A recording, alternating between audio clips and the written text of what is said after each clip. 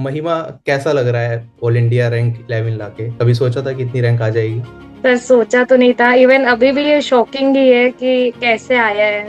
तो जब आपने प्रिपरेशन स्टार्ट करी एसएससी की, तो पहला मॉक आपने दिया होगा, उसमें स्कोर कैसा था आपका? सर स्कोर तो बहुत ही खराब था। 73 या कुछ ऐसा था, इसके अराउंड 70-80s में। जैसे एग्जाम आपका पास आ रहा था, तो एक टीयर 1 एग्जामिनेशन से पहले लगभग आपने कितने मॉक्स दिए होंगे?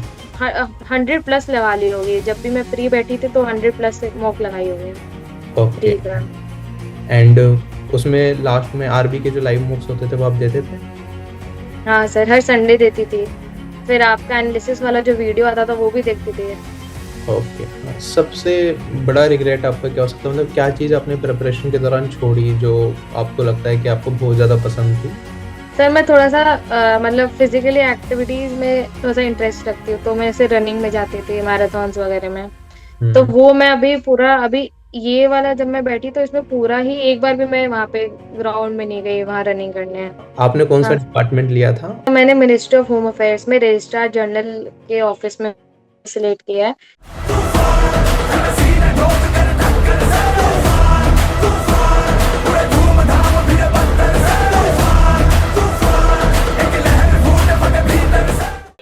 हेलो एवरीवन, उम्मीद करता हूँ आप सभी लोग स्वस्थ हैं। आज एक स्पेशल पॉडकास्ट है, हमारे साथ जुड़ी है महिमा शर्मा। एसएससी सीएचएसएल 2024 में इनकी ऑल इंडिया रैंक 11 आई है, और गर्ल्स में बात करें तो शायद इनकी ऑल इंडिया रैंक 2 है। सो महिमा, कैसा लग रहा है ऑल इंडिया रैंक 11 लाके? कभी सोचा था कि इतनी रैंक आ जाएगी? सर सोचा तो नहीं था। इवन अभी भी ये शॉकिंग ही है कि कैसे आया है। थोड़ा मतलब ऐसा तो था कि अंडर 200 रहोगी, पर ये एकदम से शॉकिंग हो गया तब 11 रैंक सुने मैंने। तो मेरे फ्रेंड ने बताया था कि तुम्हारी ये 11 रैंक है, एक बार चेक करो। तो मैं चेक की तो फिर समझी कि हाँ तो रैंक। घर वालों का कैसा रिस्पॉन्स था जब पता चला कि ऐसा हुआ? इससे वो लोग भी सरप्राइज थे और खुश तो बहुत ही थे कि ऐसा रैंक आया है। एक्सपेक्ट तो वो भी नहीं किए थे कि हाँ कि इतना अच्छा रैंक आएगा। हम्म। एक्सपेक्ट तो किए थे कि हाँ पोस्टिंग मिल जाएगी, बट ये तो शॉकिंग थोड़ा हो गया। ठीक है। तो बाकी लोगों को बताया जैसे सिलेक्शन हुआ, रिश्तेदारों को या आसपास वालों को, कि ये रैंक आई है, या फिर हाँ बस घर घर में खुशियां रोक ली? नहीं नहीं सर, बताया गया है। और वहां से भी बहुत फोन आए और सब कंग्रेचुलेशंस। फ्रेंड्स भी बहुत खुश और फैमिली भी है। तो रिलेटिव्स भी बहुत फोन कर रहे हैं कि वाह पढ़ाई में बहुत अच्छा है ये मार्क्स। ओके। सो महिमा, स्टार्ट करते हैं हम अपना सेशन, जिसमें हम आपसे जानने की कोशिश करेंगे कैसे आपने प्रिपरेशन करी, आपकी जर्नी कैसी रही एसएससी सीएचएसएल एग्जामिनेशन की। सो आई होप ये सारे एस्पिरेंट्स को पसंद आए और उनके लिए काफ़ी ज़्यादा मोटिवेटिंग हो। तो स्टार्ट करते हैं। आप अपने बैकग्राउंड से बताइए, आप कहाँ से हैं और कैसे कैसे आपने प्रिपरेशन की जर्नी स्टार्ट करी? सर मैं ऐसे स्टेट वाइज, जैसे तो मैं हावड़ा वेस्ट बंगाल से हूँ। हम्म। और मेरे अराउंड तो वैसे सबको ही, जैसे मैं ग्रेजुएशन की उसके बाद सीएस की, क्योंकि मेरे अराउंड सब मेरे फ्रेंड्स सीएस एमबीए इसी फील्ड के थे, तो मैंने भी सीएस किया फिर एलएलबी किया।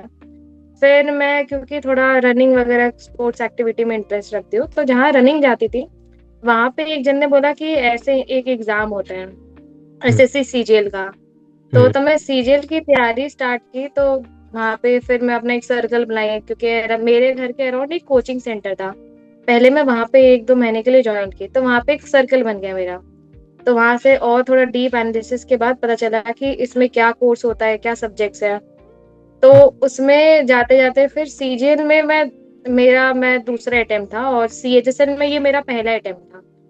तो इसी में फिर आप लोग का जो भी चैनल है ऑनलाइन, जो भी मेरे को मटेरियल मिला, इससे मेरे को और इसमें जानने को मिला कि कैसे पढ़ाई करें इसके बारे में। ओके। आपने कौन सा हाँ डिपार्टमेंट लिया था एंड क्यों वो डिपार्टमेंट चूज किया था? सर, मैंने मिनिस्ट्री ऑफ होम अफेयर्स में रजिस्ट्रार जनरल के ऑफिस में सिलेक्ट किया है। और ये है कि क्योंकि मेरे को यहाँ पे वर्क एनवायरनमेंट, मैंने जितना सुना है कि जो भी मतलब गवर्नमेंट एम्प्लॉयज रहे हैं, मैंने जितने भी लोगों से बात की तो बोले वर्क एनवायरनमेंट बढ़िया है फॉर फीमेल्स। एंड अगर किसी को प्रिपरेशन करनी है इसके साथ भी कुछ और, तो वो उस चीज का भी थोड़ा सा टाइम मिल जाएगा, थोड़ा सा फ्लेक्सिबिलिटी भी है यहाँ पे। तो इसके लिए मैं फिर ये डिपार्टमेंट चूज किया। ओके। जैसे आपने ऑफिसर बैच भी ज्वाइन किया हुआ था, तो जैसे आप हम्म। ऑफलाइन, आपने बताया कि 1-2 महीने आपने ऑफलाइन प्रिपरेशन करी, तो उसके बाद क्लासेस आगे कंटिन्यू करी ऑफलाइन की, या फिर डायरेक्टली शिफ्ट हो गई, समझ आया कि चीज़ों को इस तरीके से करना है तो ऑनलाइन से प्रिपरेशन करना बेटर है? सब मेरे अराउंड वैसे उतने टीचर्स बढ़िया भी नहीं थे जहाँ पे मैं रहती हूँ। तो फिर मैं सोची कि ऑनलाइन लेना बेटर रहेगा, क्योंकि ऑल ओवर इंडिया जहाँ पे सब टॉप टीचर्स हैं, तो हम्म। आप लोग का मटेरियल बहुत अच्छा है और पढ़ाने का एक तरीका है। तो टॉप से टॉप टीचर से पढ़ने का फिर मैं सोची कि ऐसे करते हैं कि यहाँ पे सारे सब्जेक्ट ही एक टीचर पढ़ा रहा है, उससे हम्म। बढ़िया एक एक जो स्पेशलिटी में है टीचर उनसे पढ़ते हैं। अच्छा, तो आपने, जैसे कुछ बच्चे सेल्फ स्टडी भी करते हैं कि यूट्यूब पे अलग अलग सोर्सेज से अलग अलग चीज़ें कर ली, और कुछ बच्चे होते हैं हम्म। कि कोर्सेज के थ्रू जाते हैं जैसे आप गए, तो क्या हम्म। लगता है कि क्या अप्रोच बेटर रहती है कि सेल्फ अलग अलग सोर्सेज फॉलो करें, या फिर एक कोचिंग के थ्रू अपनी प्रिपरेशन को आगे लेके जाएं? कैसे टाइम सेव होता है, या क्या चीज़ बेटर रहती है दोनों में? सर सेल्फ स्टडी मेरे को लगता है तब अगर आप बेनिफिशियल रहेगा जब आपके पास सारे सोर्सेज हो। हम्म। और अगर आपके पास वो सोर्सेज नहीं है तो कोर्सेज लेना बेटर है, क्योंकि जैसे मेरी सिचुएशन में मेरे को आइडिया नहीं था कि मैं क्या चीज कहाँ से पढूं और कैसे करूं।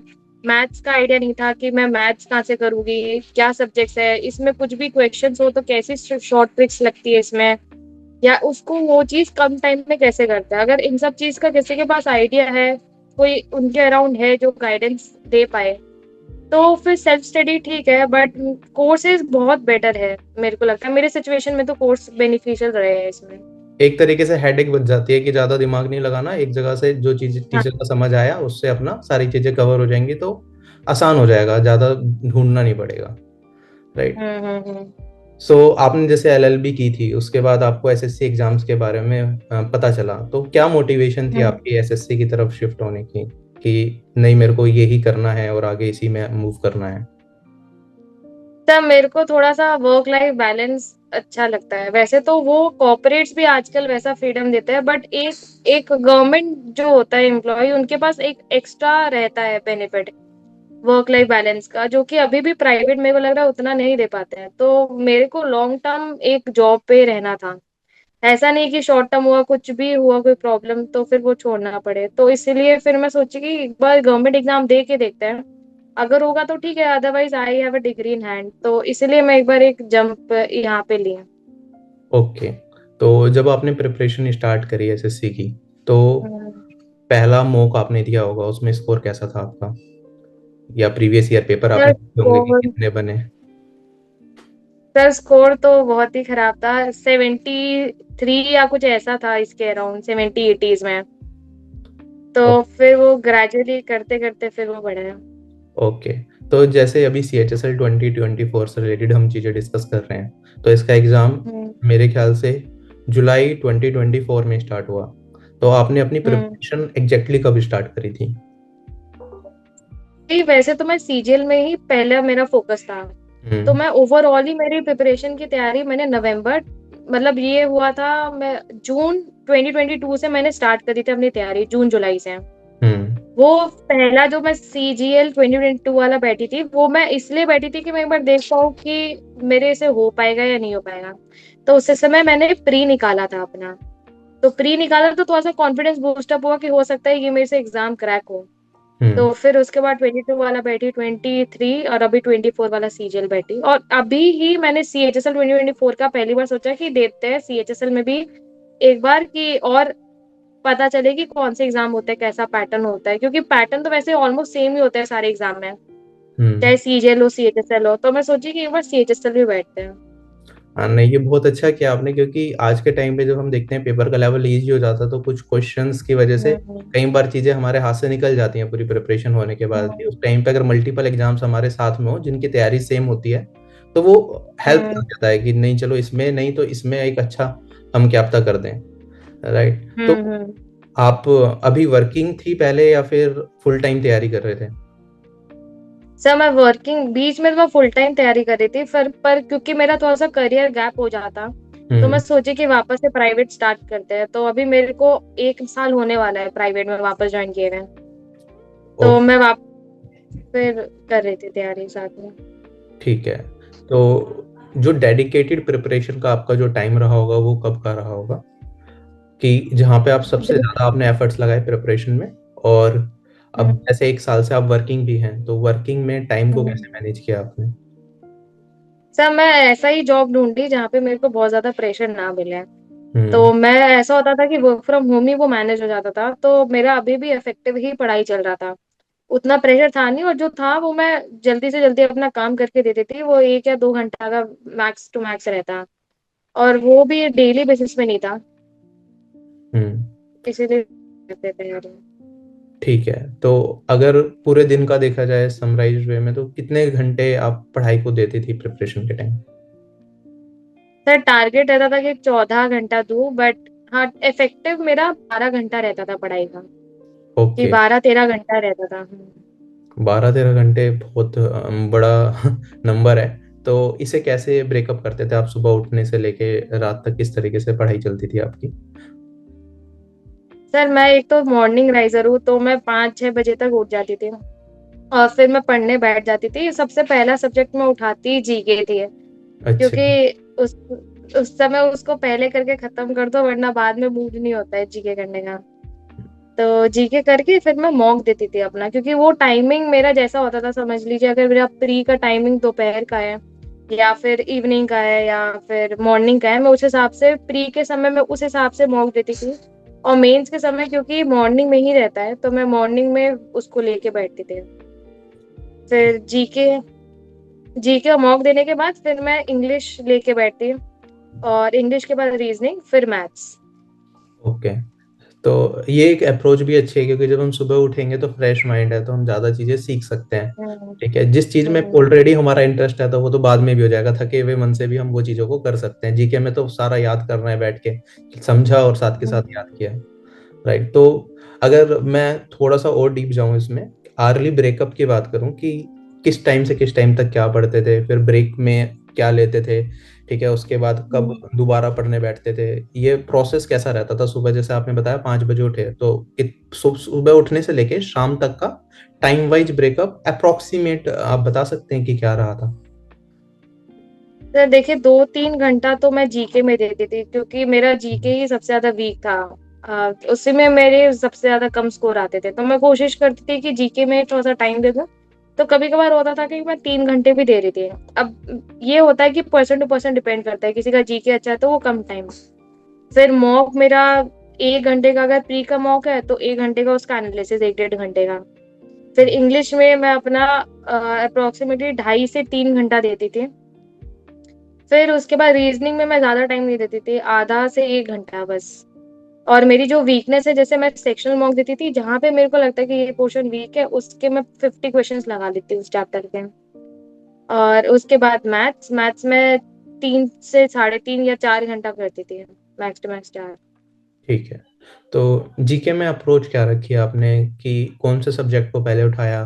करंट अफेयर्स पैरेलली लेके चल रहे थे या एग्जाम के टाइम पे ही देखे? तो ऐसे बताइए थोड़ा।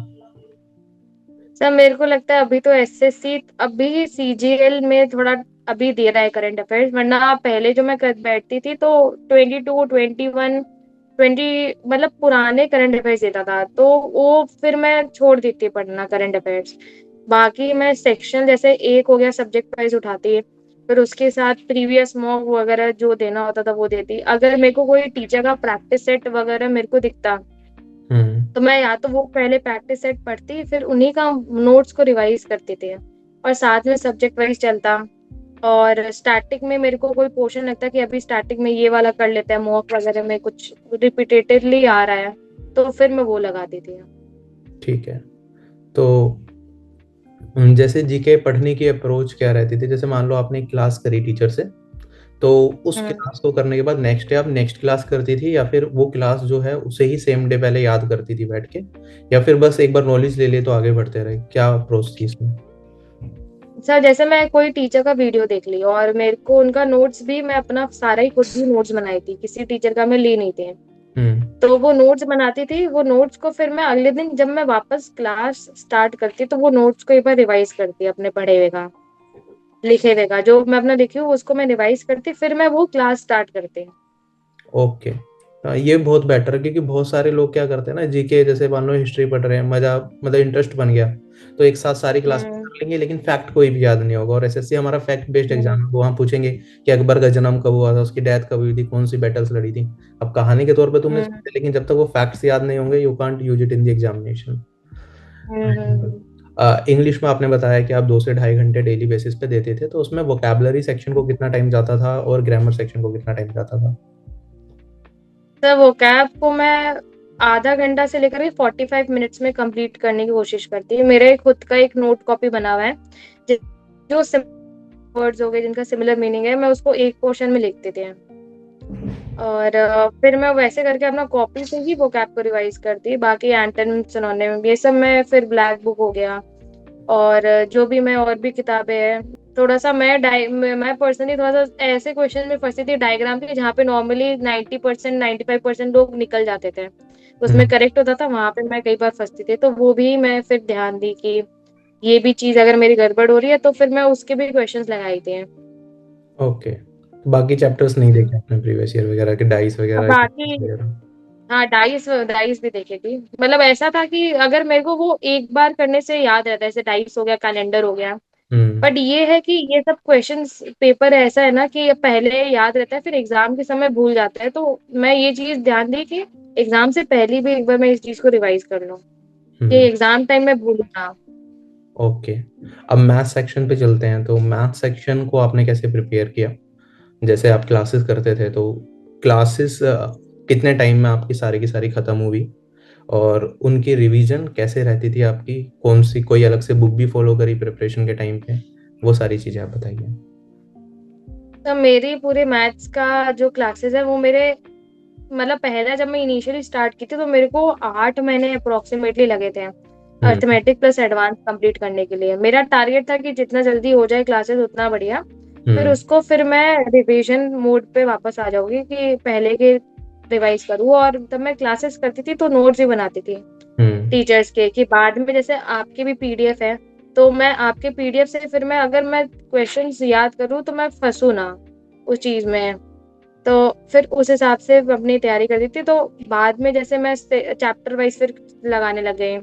और फिर मिक्स सेट लगाना क्योंकि इम्पोर्टेंट होता है एग्जाम में। अगर हम लोग मिक्स की तैयारी नहीं की होगे तो वो फिर प्रॉब्लम करती है।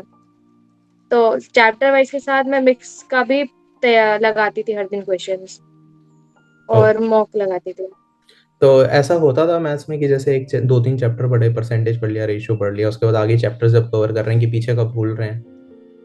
हम्म। हाँ ये तो होता था सर, बट ये इनिशियली क्योंकि आप रिवीजन करते हो उसके बाद लगाते हैं, तो ऐसा होता है कि आप ट्रिक्स भी भूल जाते हैं। हम्म। बट वो है कि आप मल्टीपल मॉक्स लगाइए। और जैसे मेरे पास ग्रुप था पढ़ने का, तो जैसे मैं कोई कंसेप्ट भूल जाती तो कोई ना कोई था जो जिसको याद रहता था वो कंसेप्ट, हम्म। कि ये इस हिसाब से होता है। तो वो फिर मैं कंसेप्ट उसको बार बार, क्योंकि मॉक्स में फिर रिपीटेटिवली वो चीज आने लग जाता है। तो जैसे आप 6-7 मॉक लगाए, फिर वो वापस से वही क्वेश्चन टाइप का रिपीट हो गया, जैसे SICI में इंस्टॉलमेंट हो गया, वो थोड़ा सा कंफ्यूजिंग पार्ट है। हम्म। और आपका कैलकुलेशन भी फिर मैं थोड़ा सा उसको इम्प्रूव की कि कैलकुलेशन और फास्ट हो जाए एग्जाम में, क्योंकि थोड़ा सा कैलकुलेटिव बना रहा था SSC पेपर।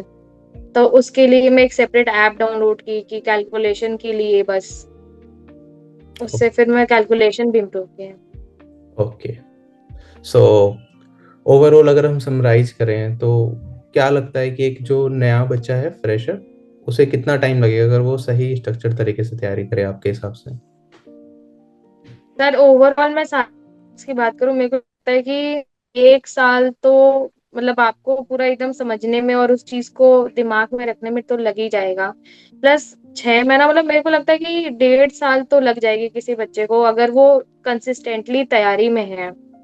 और वो अगर करना चाहते हो 1.5 साल तो उतना देना ही पड़ेगा। ओके, जैसे एग्जाम आपका पास आ रहा था, तो एक टीयर 1 एग्जामिनेशन से पहले लगभग आपने कितने मॉक्स दिए होंगे? सर मॉक्स तो मैंने अप्रोक्सीमेटली मैं 100+ लगा ली होगी। जब भी मैं प्री बैठी थी तो 100+ मॉक लगाई होगी ओके, प्री का। एंड उसमें लास्ट में आरबी के जो लाइव मॉक्स होते थे वो आप देते थे? हाँ सर, हर संडे देती थी। फिर आपका एनालिसिस वाला जो वीडियो आता था वो भी देखती थी। ओके, सो उसमें जो मॉक्स होते थे उसमें एग्जाम से पहले आपका क्या स्कोर रहता था? मॉक्स में जैसे प्री की अगर बात करें तो मेरा 160 प्लस आ रहा था अभी जब मैं दी थी। वो हम्म। हो गया, और सीएचएसएल में देती थी तो उसमें भी मेरा 160 प्लस जा रहा था। ओके, और फाइनल जो टीयर 1 का मार्क्स आया तो आपका कितना बना सीएचएसएल में? सीएचएसएल में वन मेरा नॉर्मलाइज होने के बाद 172 था। ओके, जो मॉक्स में चल रहा था उससे ज्यादा ही हो गया फाइनल स्कोर, राइट? हाँ, उससे ज्यादा ही था, हाँ। एंड टीयर 2 के टाइम पे मॉक्स दे रहे थे आप लाइव वाले जो हो रहे थे? तो मेरा 380 प्लस जा रहा था, तो मेरे को लगा कि एक शायद नौकरी मिल जाएगी। कभी कभार अच्छा जाता था तो हम्म। 330 प्लस जाता था मेरा, 340 तो कभी क्रॉस हुआ नहीं था। बट प्रीवियस ईयर मॉक में हो रहा था। आपके वाले मॉक में और ऐसा कुछ दे रही थी तो उसमें नहीं हो रहा था, फुल मॉक में। ओके, और मिनिमम कितना गया उसमें लाइव मॉक में? लाइव मॉक में मेरा 290s में गया होगा, 280s 290s, इससे कम नहीं था। ओके, जब सीएचएसएल का पेपर देने गए आप मेंस का, तो उस टाइम पे हम्म। पेपर को देख के क्या लगा कि मुश्किल है, आसान है, या फिर वन गो में सारे क्वेश्चंस हो जा रहे थे, या बीच में रुकना पड़ रहा था? सर वो तो मेरे को लगा कि पेपर पता नहीं इजी लग रहा है, क्योंकि वो चीज मेरे को जो पढ़ी हुई वो सब चीज याद आ रही थी। तो मेरे को लगा कि पता नहीं शायद पेपर ही इजी होगा। तो जब मैं बाहर निकली तो मैं पूछी सबसे, तो बोले कि नहीं नहीं, पेपर कहाँ इजी था। तो फिर मेरे को लगा शायद मेरे को ही क्वेश्चंस आते थे। तो मेन ये था कि जीके क्वेश्चंस, क्योंकि मेरे को आ रहे थे जीके के। हम्म। और बाकी मेरा मैथ्स और रीजनिंग और इंग्लिश वो ओवरऑल अच्छा है। तो उसमें मेरे को कोई प्रॉब्लम नहीं थी, जीके ही मेन था जहाँ पे मेरे को लगा यहाँ पे अच्छा हो जाए तो मेरा अब पास बढ़ जाएगा। ओके, सो फाइनली आंसर की आई। अभी फाइनल मार्क्स भी आ गए हैं, तो चेंज हुए हाँ कुछ जी। मार्क्स में? फाइनल आंसर मतलब इनिशियल आंसर की जो आई थी उसमें जो मार्क्स थे, और फाइनल आंसर के बाद क्या मार्क्स रहे आपके? सर मेरे को, मैं अभी चेक नहीं की वैसे तो, आपको ऑनेस्टली बताऊँ तो ठीक है। अभी मार्क्स कितने हैं मेरे को आइडिया नहीं है। और जो इनिशियल आंसर की आई थी उस टाइम पे तो चेक किए होंगे? हाँ, उस समय 342 थे, 360 340? में। Okay, that's a very good score. Section wise क्या क्या स्कोर हाँ। रहा आपका? मेरा 116 तो इंग्लिश में है, एंड बाकी मेरा 48 था जीके में। हम्म। मेरे को वैसे और याद नहीं है क्योंकि थोड़ा टाइम हो गया तो। और बाकी रीजनिंग और मैथ्स में शायद फुल स्कोर है।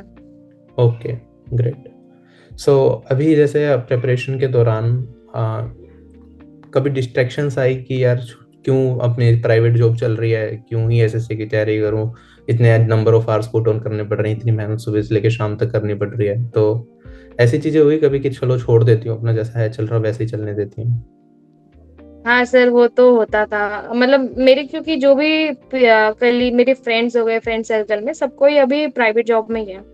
तो ये थोड़ा सा एक पीयर प्रेशर होता था कि मैं भी प्राइवेट जॉब में चली जाऊँ, क्योंकि अब वो सब कोई जॉब कर रहे हैं, वो लोग अपने कमाई कर रहे हैं, अर्न कर रहे हैं, तो वो थोड़ा सा ऐसा लगता था कि मैं अभी टाइम नहीं है, अर्निंग उस हिसाब से मिल, और टाइम में तो उनको पैसे मिलते। तो मेरे को लगता था कि मैं अभी से अभी भी नहीं हुआ तो फिर क्या होगा। पर ये है कि अपने, क्योंकि मेहनत पे थोड़ा सा भरोसा भी था कि हाँ अब की बार एक जॉब तो मिलेगा, थोड़ा सा ही कॉन्फिडेंस था। तो इसलिए फिर मैं सोची कि लगे रहते इस चीज में। ओके, तो फैमिली का सपोर्ट था पूरा? फैमिली वालों को कभी ये नहीं कहा कि प्राइवेट में ही रहो, या फिर ये भी होता है कई बार फैमिली वाले कहते हैं कि नहीं सरकारी की तरफ जाओ, तो मतलब दोनों तरह से प्रेशर हम्म। बन सकता है। ठीक है, या फिर ये भी हाँ, ये तो बार कि कहीं कहीं ऐसा भी होता है कि नहीं फैमिली वाले कहते हैं जॉब मत करो, ठीक है अब तो शादी करवा देते हैं, तो क्या सा है। रेस्पॉन्स था फैमिली की साइड से? सर ऐसे तो फैमिली बहुत बहुत सपोर्टिव रही है मेरे को, ऐसा नहीं है कि घर का काम का भी बहुत ज्यादा प्रेशर था। और जो जॉब था तो वहां से भी फुल सपोर्ट था कि हाँ अगर पढ़ाई कर रहे हो तो कोई बात नहीं है। तो मेरे अराउंड सभी सपोर्टिव रहे हैं, मेरे फ्रेंड्स हो गए, फैमिली हो गए। मैं खाली संडे ही था जब मैं थोड़ा सा बाहर निकलती थी, बाकी मैं रहती थी, फुल टाइम पढ़ाई कर रही थी। ओके, तो अ, जैसे आप पढ़ाई करने के लिए लाइब्रेरी में जाते थे या घर से ही पढ़ाई हो जाती थी आराम से? सर मैं घर से ही करती थी, क्योंकि यहाँ पे मेरे लाइब्रेरी बहुत घर के पास नहीं है, और मैं अगर कोई लाइब्रेरी देखूँ तो बहुत ट्रैवल करना पड़ेगा। और उस टाइम में मैं सोचती थी उससे बढ़िया मैं घर पे ही पढ़ लूँ, तो वो टाइम भी सेव हो जाए। ओके। तो आपके जैसे आपने बताया कि एक सर्कल है जिसमें और लोग भी प्रिपरेशन कर रहे हैं, तो उनमें से हम्म। किसी का हुआ सिलेक्शन? सर लास्ट टाइम ही वो लोग फिर छोड़ देते, लास्ट टाइम जब हम किसी का निकला नहीं था हम्म। सीजीएल में। पर क्योंकि मैं इसमें नहीं आई हूँ तो फिर मैं सोची कि एक बार ट्राई करते हैं, वो थोड़ा सा अपने, वो एक बार पहले बैठ चुके हैं तो वो लोग सोचे कि प्राइवेट में आते हैं।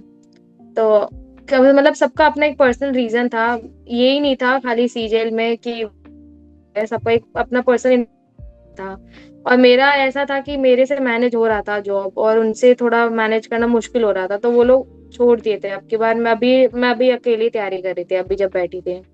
तो जैसे आप शहर से काफी दूर, मतलब ज्यादा सर्कल भी नहीं रहा, अकेले ही आप तैयारी कर रहे हैं, हम्म। तो कई बार हम्म। लोनलीनेस वाली फीलिंग नहीं है यार? कोई आप जानने वाला भी तैयारी नहीं कर रहा, मेरे साथ कोई लगा हुआ नहीं है। जनरली क्या होता है कि ऑफलाइन कोचिंग्स वगैरह में तो ये होता है, एक सर्कल बन जाता है कि वहाँ पे बहुत सारे लोग प्रिपेयर कर रहे हैं, हम्म। तो मोटिवेशन मिलती रहती है।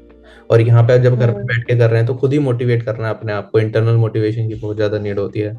तो उस टाइम पे हम्म। मतलब कुछ आपने वीडियोज वगैरह देखी मोटिवेशन के लिए, या किसी चीज को फॉलो किया, या फिर खुद से ही अंदर से ही इतनी वो थी कि नहीं मैं खुद कर लूंगी, अपने ऊपर भरोसा था? सर ऐसा नहीं था, भरोसा तो नहीं था मेरे को। अब मेरी मॉम बहुत सपोर्टिव है इस चीज में, तो मैं, अगर वो, मैं चाहती थी वो मेरे अराउंड रहे, तो एक माँ का जो रहता है ना कि हाँ ये सबको मम्मी चाहिए अपने अराउंड, तो मेरे साथ भी यही था कि जैसे मेरी मम्मी को कई बार बाहर आउट स्टेशन जाना पड़ता था काम से, तो फिर मैं उनको जल्दी से जल्दी बुलाती थी कि आप जल्दी आओ तो मेरी पढ़ाई हो। तो वो अगर नहीं रहती थी तो उस समय मेरी कम पढ़ाई होती थी, बट अगर वो मेरे अराउंड रहती थी तो मैं अपना फुल प्रिपरेशन पे ध्यान देते थे।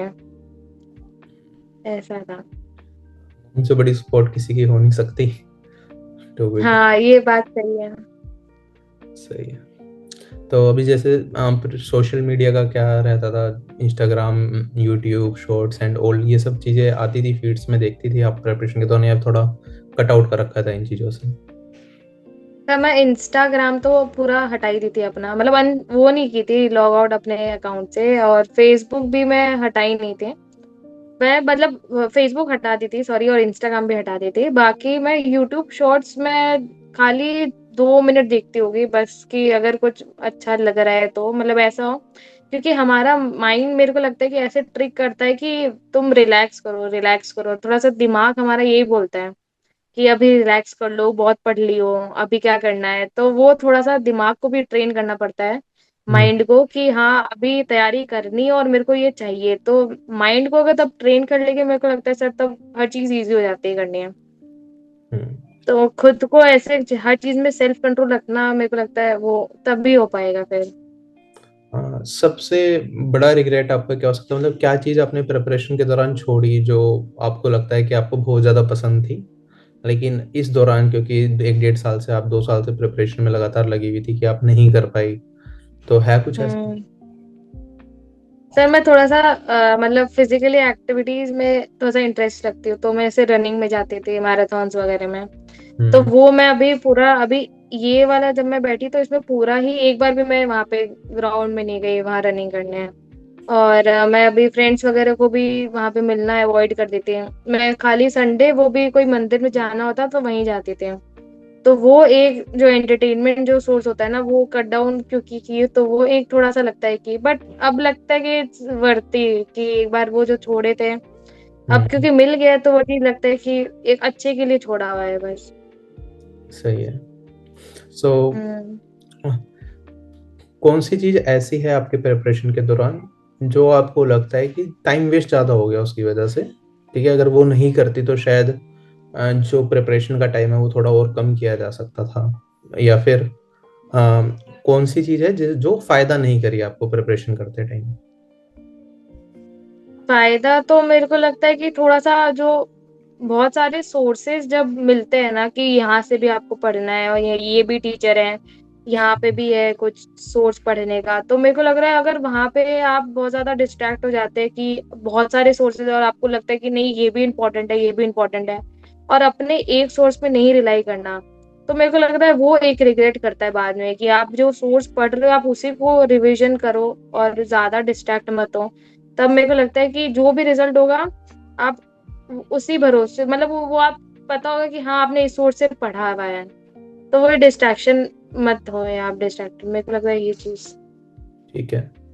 तो आ, अगर कोई बच्चा नया अभी एसएससी की प्रिपरेशन में आ रहा है तो उसे आप क्या मैसेज देना चाहेंगी?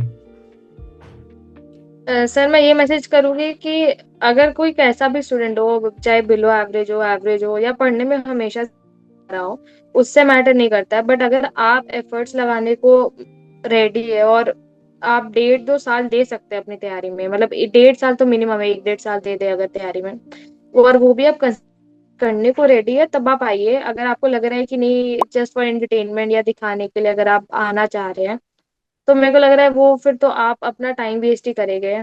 और आप चाहते हैं वो करना तो फिर वो उसमें आप डेडिकेटेड रहिए फिर। Okay. So overall it was a very good session. बहुत सारी चीज़ें आपने अच्छी बताई और I hope it will motivate a lot of aspirants who are preparing over there, specially girls. Because अभी भी अगर हम देखते हैं एसएससी एग्जाम्स में the number of girls that are getting selected are way less than the number of boys. तो generally boys ज़्यादा prepare कर रहे हैं कॉम्पिटेटिव एग्जाम्स के लिए एज कम्पेयर टू गर्ल्स। हम्म। तो गर्ल्स के लिए कोई स्पेशल मैसेज? सर मैं ये कहूंगी कि गर्ल्स के लिए कि अगर आपको कह रहा है कि नहीं ये तुम नहीं कर सकती हो, या ऐसा कुछ है प्रेशर है किसी का कि नहीं तुम क्या करोगी अभी तैयारी करके, अगर किसी का एक बार में नहीं हुआ है, 2 बार में नहीं हुआ है, तो आप हिम्मत मत हारिए, आप एनालिसिस करिए आप कहाँ पे है, अगर ये चीज आपसे हो पाएगा तो। और एक इंडिपेंडेंट होने का एक बहुत ही अच्छा फीलिंग है अगर आप इंडिपेंडेंटली अपने पैरों पे खड़ी है और अर्न कर रही है। तो उससे बेटर कोई चीज होगी नहीं। अगर आप किसी पे डिपेंड करना चाहते हैं, नहीं रहना चाहते, तो आप इस कोई भी चीज में हो, चाहे वो गवर्नमेंट एग्जाम हो या प्राइवेट हो, आप अपने एफर्ट्स ऑनेस्टली लगाइए। Okay. So it was a very good session again. ठीक है, मुझे काफ़ी अच्छा लगा आपसे बात करके एंड काफ़ी कुछ चीज़ें मुझे मिली जो मुझे लगता है कि एस्पिरेंट्स तक पहुंचेंगी तो उन्हें काफ़ी ज़्यादा अपनी प्रिपरेशन में हेल्प मिलेगी। So thank you Mahima for joining us and all the aspirants out there. किसी को कोई भी क्वेरी है, कमेंट सेक्शन आप लोगों के लिए खुला रहेगा। आप कमेंट सेक्शन में कमेंट करके अपनी क्वेरी हम तक पहुंचा सकते हैं and we will definitely try to help you out in that. Congratulations again Mahima. Let's hope you live thank you the life sir. Of your dreams. Thank you sir.